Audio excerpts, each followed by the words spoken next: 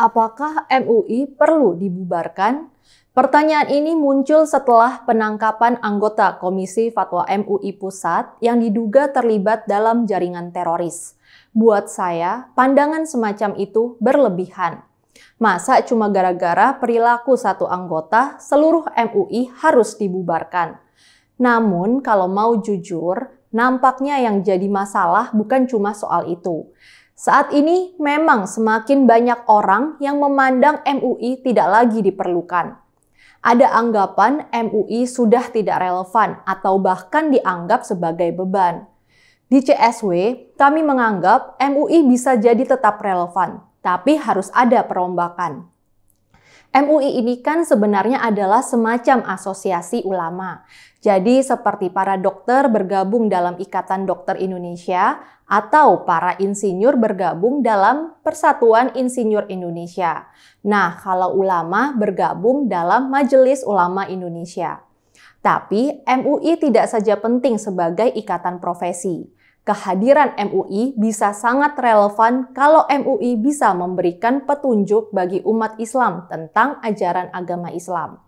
Kan banyak sekali masalahnya yang diributkan dalam umat Islam.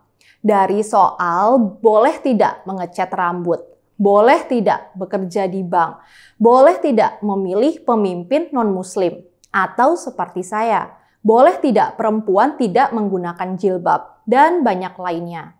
Selama ini memang sudah ada organisasi-organisasi besar seperti NU atau Muhammadiyah. Tapi mereka bisa berbeda pendapat dalam banyak persoalan. Karena itu, beragam organisasi Islam itu memang perlu bergabung dalam satu wadah. Bukan untuk menyamakan pendapat, tapi untuk mencari titik temu. Penafsiran tentang Islam itu tidak tunggal. Ada berbagai pendapat dari berbagai ulama berbeda yang punya latar belakang yang berbeda-beda. Jilbab adalah contoh yang jelas. Ada ulama yang mutlak mewajibkan, tapi ada juga ulama yang menafsirkan jilbab bukan sebagai bentuk pakaian. Peran MUI adalah di situ. MUI sebagai persatuan ulama seharusnya diisi oleh orang-orang mewakili spektrum organisasi yang luas. Dari organisasi besar arus utama seperti NU, Muhammadiyah, PERTI, Persis, Syarikat Islam, Persatuan Islam Tionghoa, dan yang lainnya. Tapi juga ada perwakilan dari Syiah dan Ahmadiyah. Memang mungkin ada yang tidak setuju dengan wakil Syiah dan Ahmadiyah, tapi mereka kan adalah Muslim. Kenapa harus dikecualikan? Kalau benar-benar bisa diisi oleh para ahli, MUI bisa berwibawa.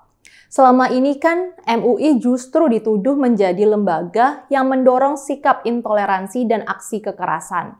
Misalnya, dalam soal fatwa tentang Ahmadiyah, setelah MUI mengeluarkan fatwa kesesatan ajaran Ahmadiyah pada 2005, warga Ahmadiyah jadi sasaran penindasan berbulan-bulan.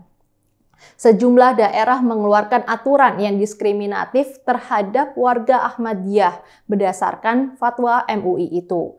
Masjid-masjid Ahmadiyah ditutup paksa oleh Satpol PP dan kegiatan keagamaan mereka dibatasi. Atas dasar fatwa itu pula, kelompok radikal menyerang, memukul, mengusir, bahkan membunuh warga Ahmadiyah. Demonstrasi berjilid-jilid untuk menuntut ditangkapnya mantan Gubernur Jakarta Ahok juga tidak lepas dari andil MUI. Ada pula pengurus MUI yang menyampaikan narasi yang cenderung membela dan jauh dari kesan kedamaian. Wakil Ketua Umum MUI Anwar Abbas, misalnya, pernah memuji isi surat wasiat yang ditulis pelaku bom bunuh diri di Katedral Makassar. Begitu juga mantan Wakil Sekjen MUI almarhum Tengku Zulkarnain yang sering bicara dengan nada keras dan penuh kebencian. Hal-hal semacam itulah yang terus merusak citra MUI.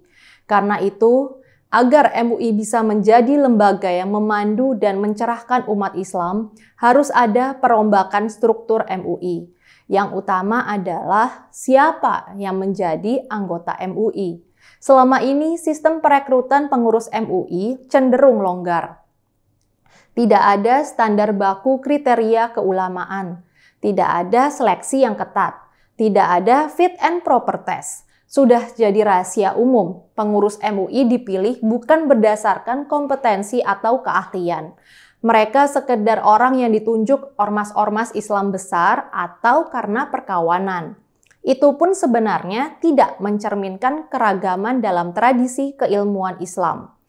MUI sama sekali tidak melibatkan komunitas Syiah dan Muslim Ahmadiyah. MUI benar-benar menjadi semacam alat pemandu umat Islam yang jujur.